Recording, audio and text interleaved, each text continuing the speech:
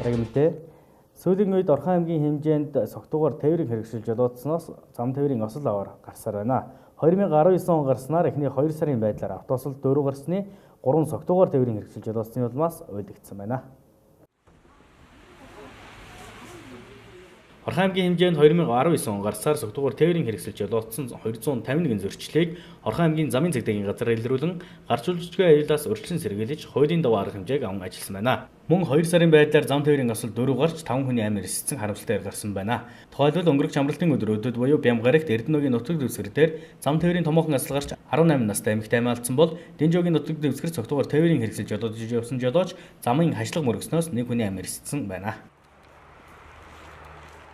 Он гарсаар одоо Орхон аймагт маань зам тээврийн осол одоо 4 удаа гарлаа. 4 удаа гарснаас одоо 4 удаад нь 4 удаа гарахдаа 5 хүний амь насарсан юм золгүй зам тээврийн осол нэлээд гарлаа. 4 зам тээврийн осол гарснаас одоо 3 нь одоо согтуугаар үлдэгдэж хүний амь насарсан одоо ийм ностой зам тээврийн ослууд гарч одоо нэлээд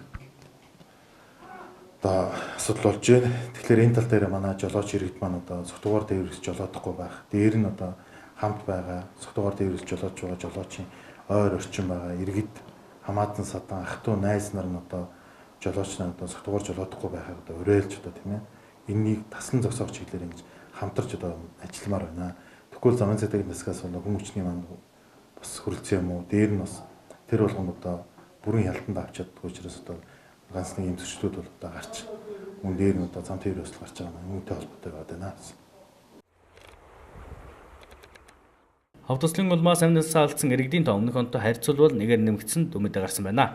Өнгөрөх 2018 онд автослоор нийт 4 хүн амьдсаа алдсан бол 2019 он гарсаар эхний 2 сарын байдлаар Орхон аймгийн хэмжээнд 4 том автосол гарч 5 хүний амир эстэй байна.